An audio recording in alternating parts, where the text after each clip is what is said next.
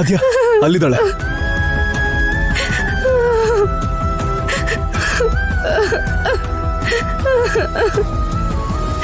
ಶೌರ್ಯನ್ಗೆ ವಿಷಯ ಗೊತ್ತಾಗಿದೆ ಅಂತ ಅನ್ಸುತ್ತೆ. ರಾಜಿ ರಾಜಿ ಏನಾಯ್ತು? ಆದ್ಯಾ ಆದ್ಯಾ ಶೌರ್ಯ ಸರ್ಗೆಲ್ಲ ಗೊತ್ತಾಗೋಯ್ತು. ನನ್ ಸರ್ ಹತ್ರ ಮಾತಾಡೋಕ್ಕೂ ಕೂಡ ಅವಕಾಶ ಅವ್ರು ನನಗೆ ಕೊಡ್ಲಿಲ್ಲ. ನಮ್ಮಿಬ್ರ ಮಧ್ಯ ಯಾವ ಸಂಬಂಧನೂ ಇಲ್ಲ ಅಂತ ನೇರವಾಗಿ ಹೇಳಿ ಹೊರಟು ಹೋದ್ರು. ರಾಜಿ ಆಯ್ತು, ಅಳ್ಬೇಡ. ಶೌರ್ಯ ಎಲ್ಲಿಗೂ ಹೋಗಲ್ಲ. ನಿನ್ನ ಬಿಟ್ಟು ಅವರು ಒಂದು ಕ್ಷಣ ಕೂಡ ಇರೋದಿಲ್ಲ. ಅಂತದ್ರಲ್ಲಿ ನಿನ್ನ ಬಿಟ್ಟು ಅವ್ರು ಬದುಕೋಕಾಗುತ್ತಾ? ತುಂಬಾ ಕೋಪಿಸ್ಕೊಂಡ್ ಮಾತಾಡ್ ಹೋಗಿದ್ದಾರೆ ಆದ್ಯ. ನನಗ್ ಬದುಕ್ಬೇಕು ಅಂತಾನೆ ಅನ್ನಿಸ್ತಿಲ್ಲ. ರಾಜಿ,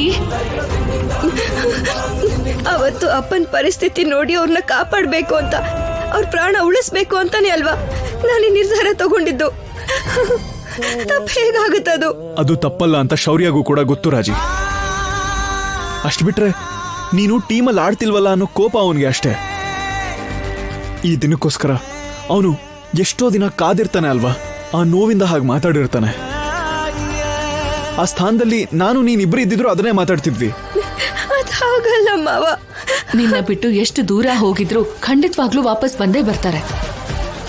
ಜಗಳ ಆದಾಗ್ಲೇ ಪ್ರೀತಿ ಇನ್ನೂ ಜಾಸ್ತಿ ನೆನಪಾಗುತ್ತೆ. ನಿನ್ನ ಹುಡ್ಕೊಂಡ್ ಬರ್ತಾನೆ, ನೋಡ್ತಾ ಇರು. ಇಲ್ಲ ಮಾವ, ಇವಾಗ ನಾನು ಆಟ ಆಡ್ತಿಲ್ವಲ್ಲ. ಸರ್ ಬರಲ್ಲ, ಅವ್ರು ಬರಲ್ಲ.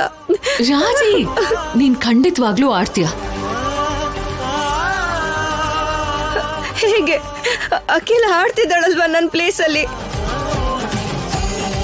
ಅವಳ ಹತ್ರ ದುಡ್ಡಿದ್ರೆ ಸಾಕಾಗಲ್ಲ, ಆಡೋ ಅರ್ಹತೆ ಇರ್ಬೇಕು. ಅಸ್ಮಿತಾ ಕದ್ದಂತ ದುಡ್ಡನ್ನ ವಾಪಸ್ ತಂದ್ವಿ.